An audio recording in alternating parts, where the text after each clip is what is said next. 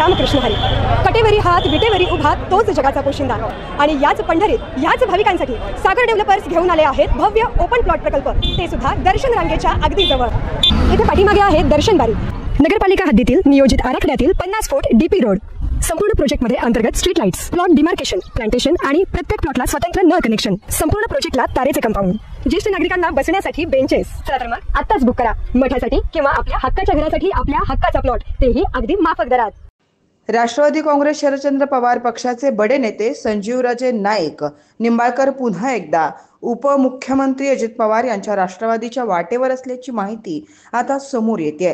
त्यामुळे माजी केंद्रीय मंत्री शरद पवार यांच्यासाठी हा मोठा धक्का आहे. एबीपी माझाने खात्रीलायक सूत्रांच्या हवाल्यानं याबाबतचं वृत्त दिलंय. संजीवराजे नाईक निंबाळकर यांचे चिरंजीव अनिकेत राजे नाईक निंबाळकर, विश्वजित राजे नाईक निंबाळकर हे अजित पवारांच्या नेतृत्वातील राष्ट्रवादी काँग्रेस पक्षात प्रवेश करण्याची शक्यता आहे. या तीनही नेत्यांनी विधानसभा निवडणुकीवेळी शरद पवार यांच्या राष्ट्रवादीत प्रवेश केला होता. संजीवराजे नाईक निंबाळकर हे ज्येष्ठ नेते रामराजे नाईक निंबाळकर यांचे चुलत बंधू आहेत. त्यामुळे आता चर्चांना उधाण आलंय.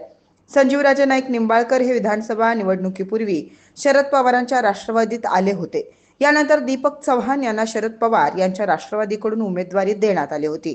तर त्यांच्या विरोधात अजित पवारांनी राष्ट्रवादी काँग्रेस पक्षाचे सचिन कांबळे पाटील यांना उमेदवारी दिली होती. फलटण कोरेगावच्या जागेवर भाजपने दावा केला होता. भाजपने महायुतीत या जागेची मागणी केली होती, पण या जागेवर खरा दावा राष्ट्रवादीचा होता, कारण राष्ट्रवादीचे इथे ताकद होती. त्यामुळे राष्ट्रवादी काँग्रेस पक्षासाठी ही जागा सुटली होती. सचिन कांबळे पाटील हे राष्ट्रवादी काँग्रेसच्या घड्याळ चिन्हावर निवडणूक लढले, तर संजीवराजे नाईक निंबाळकर यांनी दीपक चव्हाण यांना उमेदवार म्हणून उभं केलं होतं, पण त्यांचा या निवडणुकीत पराभव झाला.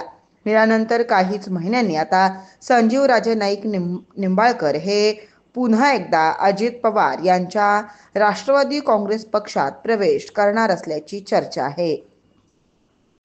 ताज्या घडामोडी पाहण्यासाठी आमच्या YouTube चॅनलवरील PVR म्हणजेच पंढरी वार्ता या न्यूजला सबस्क्राइब करा आणि शेजारील बेल आयकॉनवर क्लिक करा.